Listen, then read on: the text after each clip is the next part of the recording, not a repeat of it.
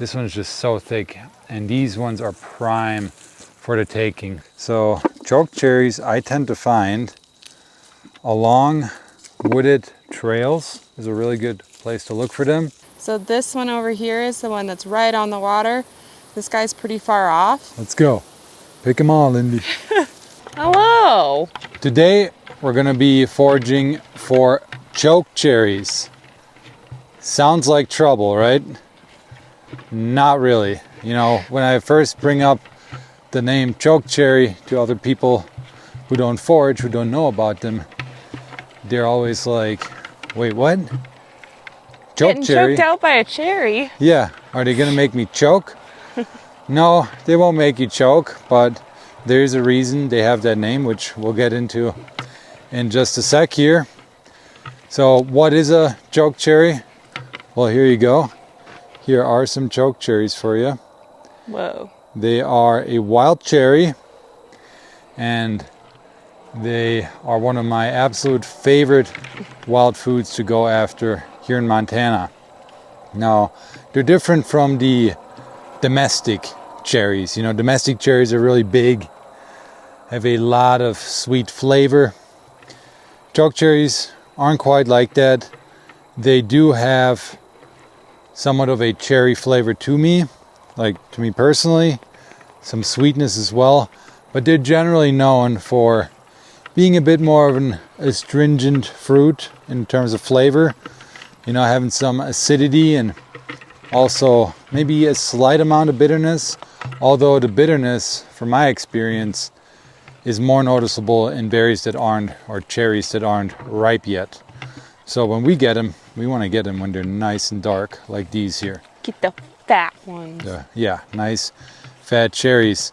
And, you know, one thing they will do, one con I would say, which is really not a big con, is that if you do eat one, they will immediately leave like a dry flavor, or they'll kind of dry out your mouth. It's like a dry mouthfeel, like a dry red wine. Yeah, like exactly, and it's the tannins in there. I guess that's one of the reasons you get that sensation.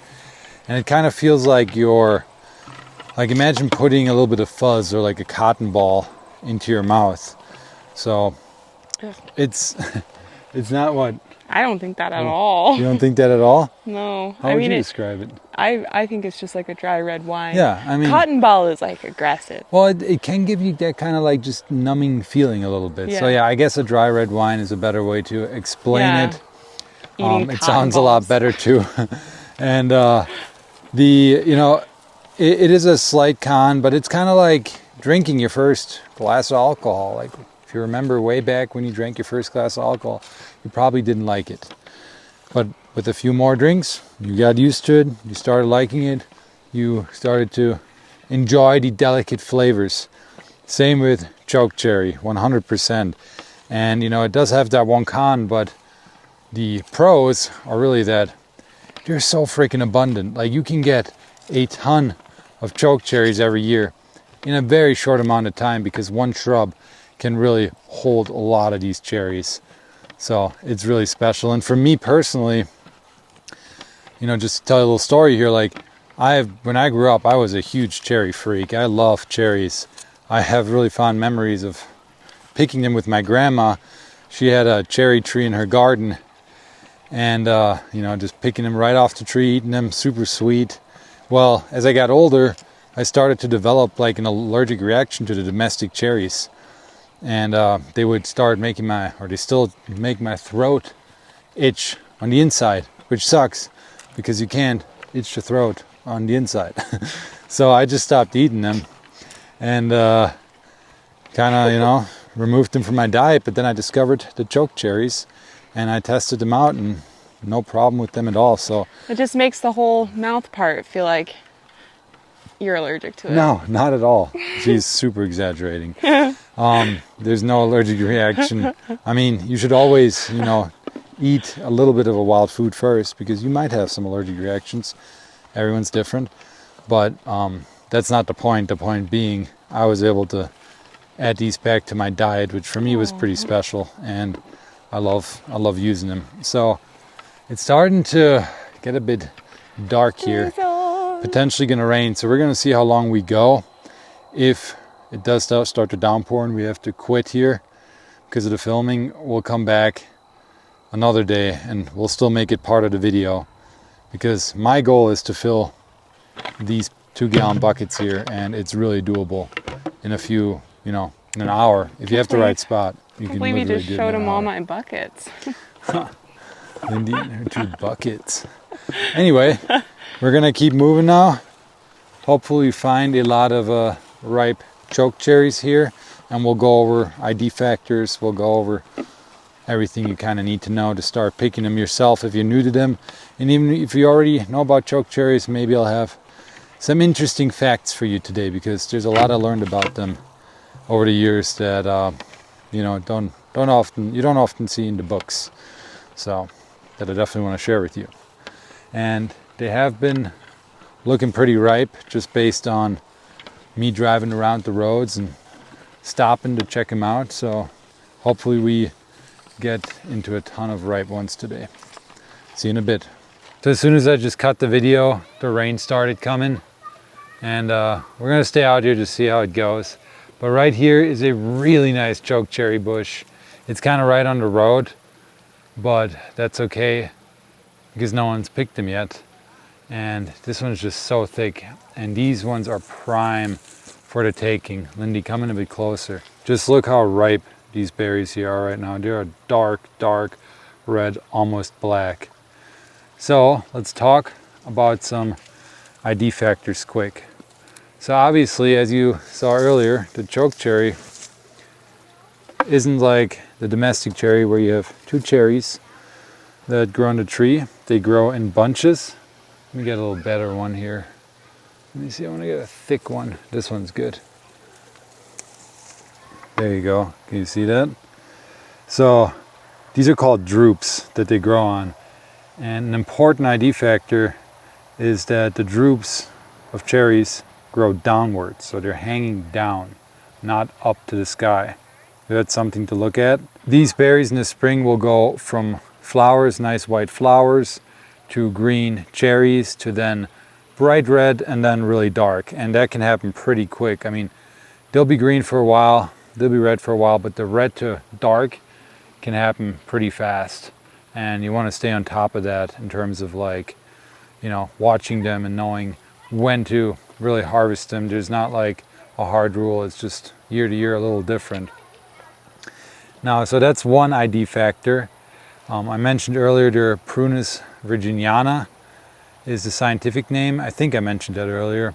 But in the West here we have a subspecies called Prunus virginiana demissa, I believe. So just something for you so you can look it up if you need to and learn a bit more about them.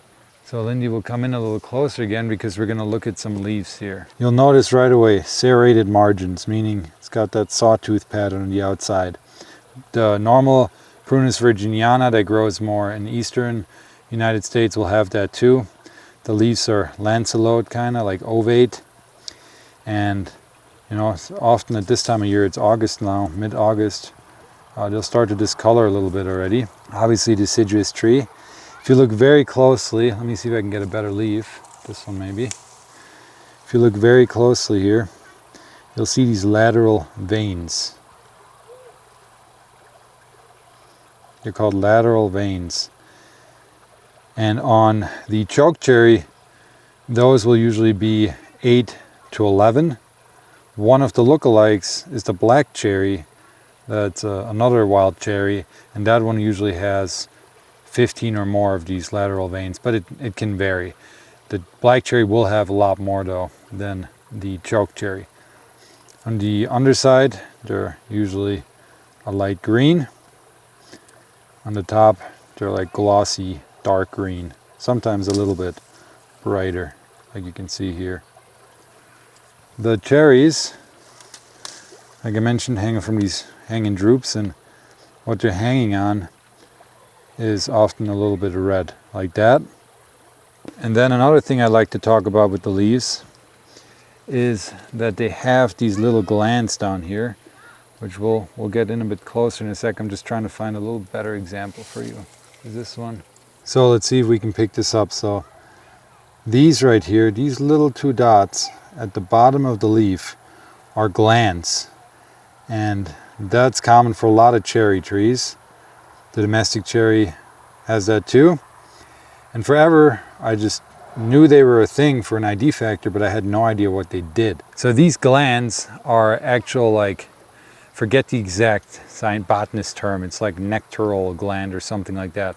Basically what they're there for is their defense mechanism for the tree, for the shrub, in an interesting way. So if the shrub, the tree will have some sort of insect pest that's going to town on it, they will actually start releasing a nectar from these glands, which attracts predatory insects like ants and wasps. And the idea is then that those ants and wasps and other predatory insects can start eating the other insect or pest that's going to town on a chokecherry. So it's kind of like a cool mutual relationship that they have there. I think that really blew my mind when I first heard about that. Let's see, what else do we have for ID factors? The bark is something to look at. So here you can see the bark of the chokecherries is brownish gray. When they get bigger, it can look a bit scaly, but you'll notice these little almost wart looking things. They're called lenticels, and they're usually horizontal in the chokecherry, and that's something you'll definitely want to look for. So that's really it for ID factors that I can think of. If you know anything else, anything that might be helpful to people watching, please drop it in the comments below so we can all learn from each other. We're gonna harvest as many as we can here now and then keep moving down on the trail to get away from this road and the people here that are hanging out in their property, because it's foraging. You want to be more in nature, right? But this is just too good of a tree to pass by, and I see the sun is coming out, so hopefully all the rain is done now and we're not going to get drenched. So see you in a sec here. So, Poldy, Yes? is there any issue with harvesting those really red ones over on the side of you there? Like the ones here? Yeah. So yeah, we do have some chokecherries that are a bit more red here. There's not really an issue with harvesting them. You can eat them. You can still use them in your recipes. They do tend to be a lot more astringent, maybe a bit bitter, like I mentioned earlier, when they are red like this. But there's no harm in using them. I did read that they can maybe, like if you're making jelly with them, it can make it a bit more a runnier jelly. Maybe because there's a little less meat to it. Yeah, potentially. They feel a lot, the not so ripe ones are not as squishy. They just don't feel as juicy and prime. So that is something to consider, but no issue with that at all. One more thing I just saw here. Do you see this like black stuff growing on the branches here? I see that a lot on chokecherries and not on a lot of other trees. It's some type of fungus, I forget what it's called, but I know it's associated with chokecherries. So just another like obscure ID factor I guess you could use. Definitely not a definitive one, but something you can look out for. Yeah, these are nice and plump here. And oh yeah, have a bucket like we have here. This makes it super easy to harvest. Lindy and I are gonna crush this shrub here now. And one thing to notice, or to note on, is that they are considered a shrub, but you can find them as pretty tall trees, They can be tree-like, for sure. And I've seen them also pretty short. So they can be all types of heights and variations for the chokecherries, kind of with this, like the service berries too. We don't discriminate in chokecherry height here. That's right. All bushes are welcome. All bushes that I can eat are welcome. What kind of locations should people be looking for chokecherries? Yeah, that's a great question, especially if you've never harvested these. So chokecherries I tend to find along wooded trails is a really good place to look for them. So on the edges of woods, often in big clear cuts, there tend to be chokecherry shrubs growing. And then also close to streams, and actually right behind this here, there's a stream going right through there. Another thing is you can just strip the fruits off, how I'm doing here. straight off that droopy little thing they're hanging on. Or you can just take the whole thing and put that in your bucket, you know. Put that in your bucket. Yeah. That's a t-shirt. Yeah, we got so many t-shirts ideas in this channel, guys. Yeah. Hit us up in the comments. Maybe we'll make a bunch of shirts if enough people want to buy one. I'll make some. We have some Year of Plenty podcast shirts, and if you haven't checked out the Year of Plenty podcast, do it. We have over 125 episodes now on the audio platforms, and some are already on the channel here, on the YouTube channel, and more will be. So I have a big repository of a bunch of the video podcasts. Repository sounds like suppository, like you're needing to evacuate some things. I don't know what a suppository is, but Oh, isn't leave it in the comments what suppositories are for our lovely forager man, Mr. Poldy here. Yes, please do. That makes me happy. These leaves look pretty stinking delicious. Are they, or any other parts of the plant, edible? Actually, no. That's a really important thing to consider and look out for. Only the flesh of the cherries is considered edible on this tree, on the shrub. The leaves and branches and all that have been used medicinally by native people and still are being used by people who really know how to do it. But they do contain cyanide, like a lot of apples do too. So Yummy. apple seeds have cyanide, and the pits in these cherries do as well. So you do not want to eat these pits or any other part but the flesh of the berries. I've never been a really big fan of eating pits. Yeah. They should be under arms, and that's it. Yeah, I don't eat armpits either, ever.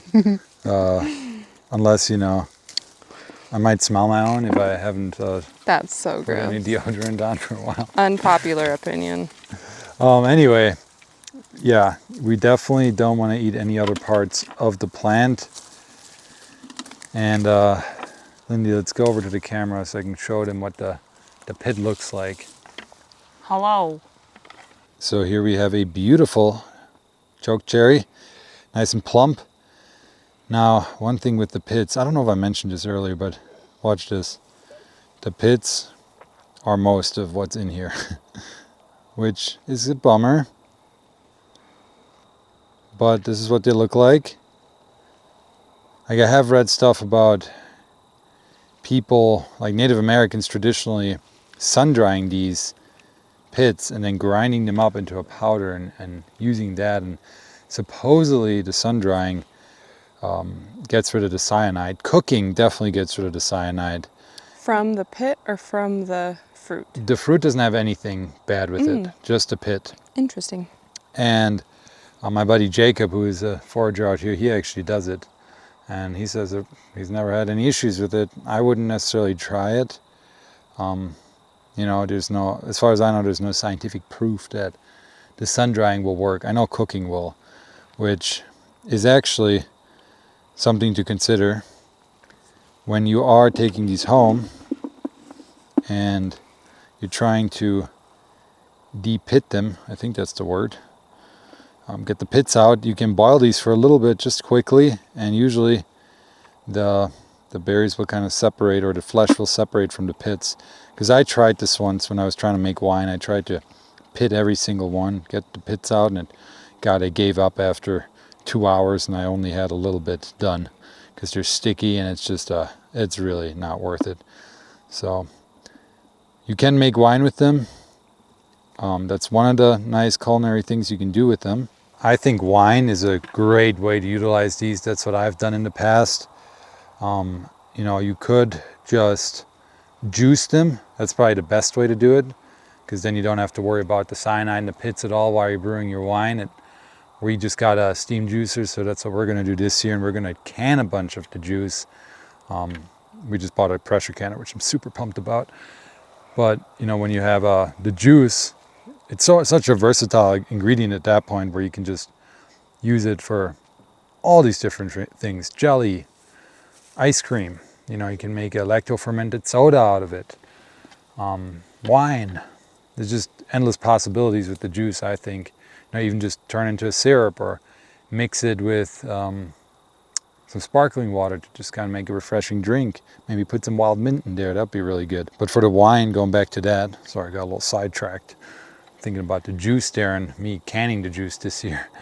If you're making the wine, I tend to take these berries, make the whole mash, and boil it first, just to kind of deactivate that cyanide in the pits. I have heard it's okay to ferment everything without boiling it. You just don't want to leave the pits in there or the cherries in there for too long then. But why do that when you can just boil it and then add a fermentation starter, add some yeast later on, and after you boil it, it's still completely fine to turn into wine. And we'll probably have a video on juicing and canning, and then also making a wild fruit wine, which will definitely have some chokecherries in there because they add an awesome amount of just acidity, which is nice to have in a red wine, I think.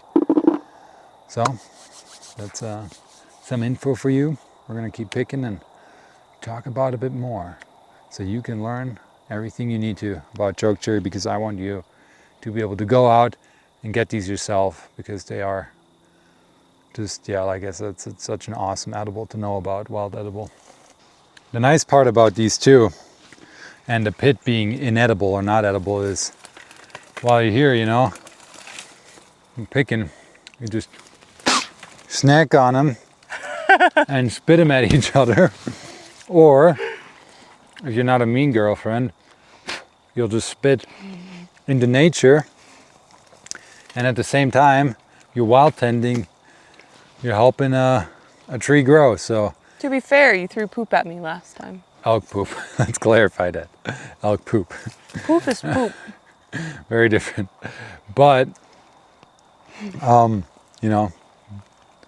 eat a cherry, grow a tree. Eat a cherry, grow a tree. These are a lot smaller than where Lindy was at. Lindy's are really plump over there. There's some Yeah. really red ones on this side over of the bush.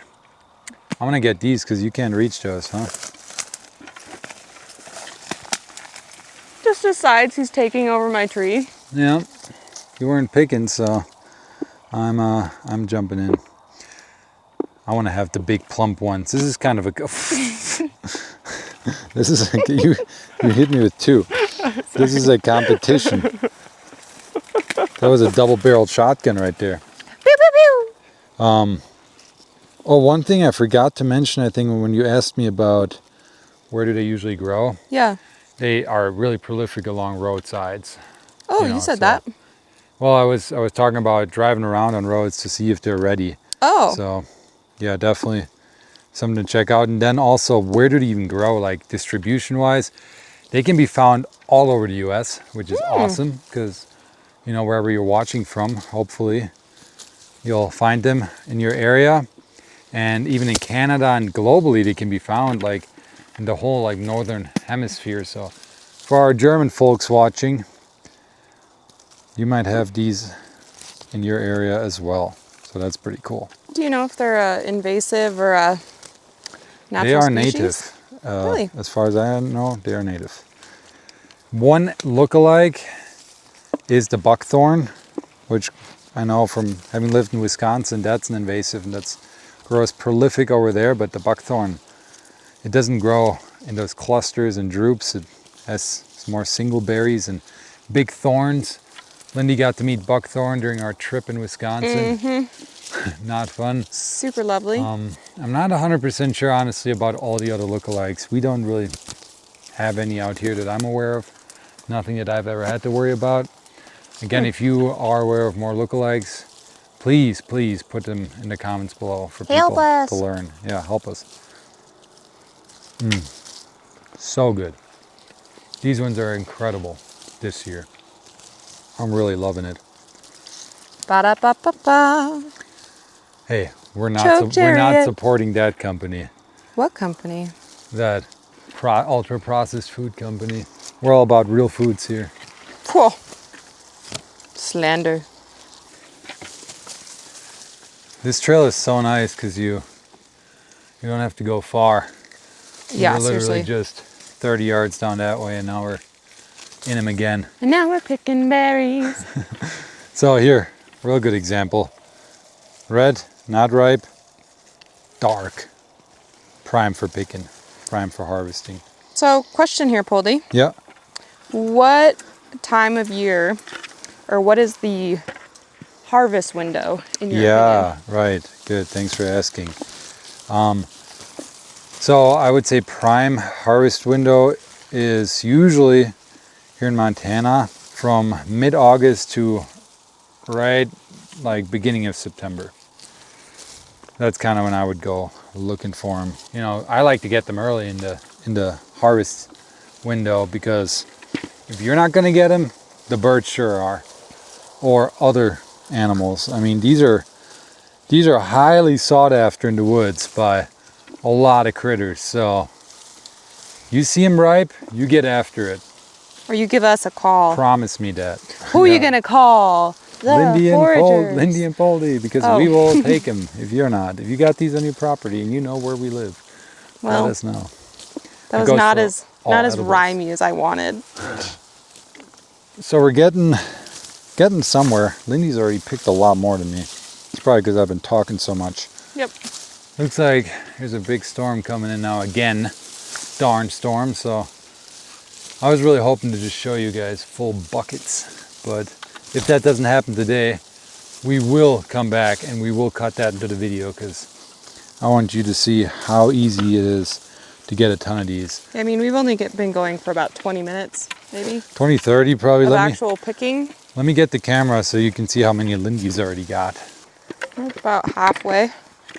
Yeah, that's about a gallon already. Now, you can see she's taking a lot of the plant matter. I didn't mean to. I dropped it. Oh, you mean this stuff? Yeah, Yeah. I have a bunch of plant matter in there as well. Just definitely make sure you get that out of there because, again, you don't want to eat that stuff. This? Yeah, I don't want to eat it? not the leaves. So actually, I think, if I remember correctly, don't quote me on this, but 1 1/4 pound of those chokecherry leaves can eat a sheep. And It about, can eat a sheep? oh, kill a sheep. These leaves eat sheep? You heard it here, folks. Carnivorous chokecherry plants. They eat sheep on the You're Plenty podcast. Yeah, they are very versatile cherries. But No wonder they got such a red color. yeah, red is dead, right? We know that from hunting. Yeah, you But see red, you're dead. the I think 2 pounds can kill a whole cow. So yeah, don't eat them. I would be very dead. You're not a cow.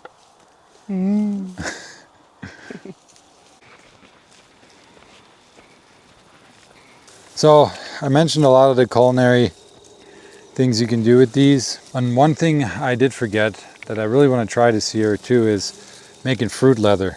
If you know about Sam Thayer, he's like one of the OG foragers, plant foragers, and he's got some great books. You should check the foraging book list out on www.theyourplenty.com on our website. I got the books listed there, and he talks about in his book about making fruit leather out of them, and he does say that if you put these chokecherries in the fridge for a few days, they get sweeter. So I don't know if it's true or not. I believe him obviously, and I just have never really paid attention to it, but they do freeze really well, so I freeze them a lot, and I'm sure that maybe makes them a bit sweeter too, potentially, maybe. But the fridge supposedly does, so something to consider. Yeah. And I mean, fruit leather, we should do videos on those because I've made fruit leathers a lot out of wild berries, and it's just such a great way to preserve the berries and have good snacks for your hiking and hunting trips. I'm so surprised that putting it in the fridge makes it better, because I've always, tomatoes, you put tomatoes in the fridge, they taste like watered down nasty. And I feel like a lot of other fruits like apples, having one of those that's been not in the fridge versus in the fridge, I feel like there's a pretty big difference. Yeah. They get It's duller. true for a lot of fruit, I think, but supposedly here, this is the way to do it. Yeah, I mean, dulling them down might actually be the key. what, dulling them? Yeah, like it waters them down. But maybe in this case it's not necessarily waters them down, but like tones them down. Well, it's got to be something with the sugars in there that you're like aging them a bit, you know? It's pretty cool. Aged bellies. This one's really easy to harvest from, but I think a lot of birds have already gotten this one too, because it looks like it's pretty easy to get to with less leaves. There's a lot of individual cherries missing from the drupes. Wow, these are fat. Am I rolling? It does seem to be kind of a trend, at least in this spot, that everything that's right on the water has super, super big fat berries like these guys, versus the berries that we're finding 20, 30 feet away from the water sources tend to be so much smaller. So this one over here is the one that's right on the water. This guy's pretty far off. This one is almost all pit. There's not a lot of anything else in there. This one is plump. The plumpiest of the plumpy. That's what we like. If I were you, I would definitely, go along trails and see where you can find it, but try to find water sources. And then you'll get big, yeah, dark, fat. happy. That's what we want. Let's Yep. pick them all. Let's go. Pick them all, Lindy. All right, let's crush this one before the wind and storm gets too crazy. One thing a lot of people don't know is that chokecherries actually can give you superpowers. Really? Mm-hmm. Maybe I shouldn't say that. Remember how Red Bull got sued for saying Red Bull gives you wings? Yes. We don't want that. I'm up to date with pop culture, and I knew that happened. Yeah. Ow. These are super fat indeed.